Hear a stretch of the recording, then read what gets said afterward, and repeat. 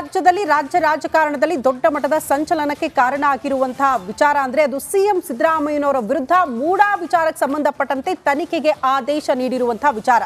ಹೈಕೋರ್ಟ್ನಲ್ಲಿ ಮೊನ್ನೆ green signal ಸಿಕ್ಕಿತ್ತು 17A ಅಡಿಯಲ್ಲಿ ಪ್ರಾಥಮಿಕ ತನಿಖೆ ಮಾಡೋದಕ್ಕೆ. ನಿನ್ನೆ ಜನಪ್ರತಿನಿಧಿಗಳ ವಿಶೇಷ ನ್ಯಾಯಾಲಯದಲ್ಲೂ ಕೂಡ ತನಿಖೆಗೆ ಅಸ್ತು ಅಂತೂ ಬಹುತೇಕರ ಪ್ರಶ್ನೆ ಹೇಗೆ ನಡೆಯಬಹುದು ತನಿಖೆ? ಸಿಎಂ ಸಿದ್ದರಾಮಯ್ಯನವರಿಗೆ ಇದರಿಂದ ಸಂಕಷ್ಟನ ರಾಜೀನಾಮೆ ಕೊಟ್ಟೇ ಬಿಡ್ತಾರಾ? ಅವರ ಬಂಧನ ಆಗೇ ಬಿಡುತ್ತಾ? ಇಂತಹ ಅನೇಕ ಪ್ರಶ್ನೆಗಳಿದೆ. ಏನಾಗಬಹುದು, ಮುಂದಿನ ಪ್ರಕ್ರಿಯೆ ಯಾವ ರೀತಿ ಇರುತ್ತೆ, ಎಲ್ಲದರ ಬಗ್ಗೆ ಮಾಹಿತಿಯನ್ನ ನಿಮ್ಮ ಮುಂದೆ ಇಡ್ತಾ ಹೋಗ್ತೀವಿ. ಅದ್ರ ಜೊತೆಗೆ ನಟ ದರ್ಶನ್ ವಿಚಾರಕ್ಕೆ ಸಂಬಂಧಪಟ್ಟಂತೆ ಮಾಹಿತಿ ಕೊಡೋದಾದ್ರೆ, ಒಂದ್ ಕಡೆ ಬಳ್ಳಾರಿ ಜೈಲಲ್ಲಿ ವಿಲ ಅಂತ ಒದ್ದಾಡ್ತಾ ಇದ್ದಂತಹ ದರ್ಶನ್ಗೆ ಈಗ IT ಶಾಕ್ ಎದುರಾಗಿದೆ. ಕಾರಣ, ರೇಣುಕಾ ಸ್ವಾಮಿ ಕೊಲೆ ಆದಂತಹ ಸಂದರ್ಭದಲ್ಲಿ ಹಣದ ವ್ಯವಹಾರ ಆಗಿತ್ತಲ್ಲ, ಆ ವಿಚಾರಕ್ಕೆ ಮಾಹಿತಿ ಪಡೆಯೋದಕ್ಕೆ, ವಿಚಾರಣೆಗೆ ಒಳಪಡಿಸೋದಕ್ಕೆ ಸಿದ್ಧತೆಗಳಾಗ್ತಾ ಇದೆ. ಅದಕ್ಕಿಂತ ಹೆಚ್ಚಾಗಿ ಬಹಳ ಮುಖ್ಯವಾಗಿ ಅಲ್ಲ, ಇದೇ ಮೊನ್ನೆ 17 ಜನರ ಪೈಕಿ 3ಗೆ ಬೇಲ್ ಸಿಕ್ಕಿತ್ತಲ್ವಾ, ಜಾಮೀನ್ ಆಗಿದೆಯಲ್ವಾ, ಅವರು ಇನ್ನೂ ಕೂಡ ಹೊರಗೆ ಬಂದಿಲ್ಲ. ಅವರಿಗೆ 2 ಲಕ್ಷ ಶ್ಯೂರಿಟಿ ಇಡಬೇಕಾಗಿದೆ ಮತ್ತು 2 ಲಕ್ಷ ಇಬ್ರು ಸೈನ್ ಹಾಕಬೇಕಾಗಿದೆ.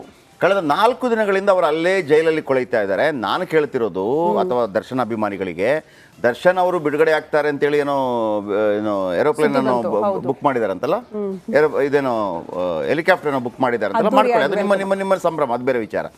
ಹಾಗಿದ್ರೆ ದರ್ಶನ್ ಅವರನ್ನ ನಂಬಿಕೊಂಡು ಸರೆಂಡರ್ ಆಗೋಕೆ ಹೋದಂತ, ತಮ್ಮ ಜೀವನ್ನೇ ಬಲಿ ಕೊಡೋಕೆ ಹೋದಂತ ಆ 3 ಮಕ್ಕಳಿಗೆ ಯಾರು ಗತಿ ಇಲ್ವಾ? ಆಗಿದ್ರೆ 3 ಮಕ್ಕಳಿಗೆ ಯಾರು ಗತಿ ಇಲ್ವ? ಕಳೆದ 3 ದಿನಗಳಿಂದ ನಾನು ಈ ಕಾರ್ಯಕ್ರಮ ಮಾಡ್ತಾ ಇದ್ದೀನಿ. ನಿಮ್ಮ ಬಳಿ ಯಾರ ಬಳಿ ಕೂಡ ಒಂದು 2 ಲಕ್ಷದ ಡೆಪಾಸಿಟ್ ಇಡುವಂಥ ತಾಕತ್ತಿಲ್ವಾ? ಇಲ್ವಾ? ಇಲ್ಲ ಅಂತಂದ್ರೆ ಹೇಳಿ, ನಾವು ಮಾಡಿಸ್ತೀವಿ.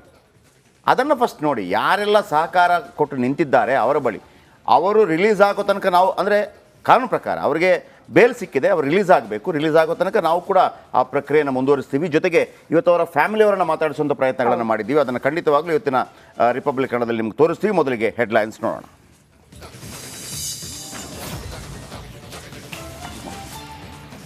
ಮೂಡಾ ಟೆನ್ಷನ್ನಲ್ಲಿರುವ ಮುಖ್ಯಮಂತ್ರಿಗೆ ಬಿಗ್ ಟೆನ್ಷನ್. ಹಿಂದೆ ಮೈಸೂರು ಲೋಕಾಯುಕ್ತದಲ್ಲಿ FIR, ಇಂದು ನಾಳೆ ತವರೂರಲ್ಲಿ ಇರಲಿದ್ದಾರೆ ಸಿಎಂ.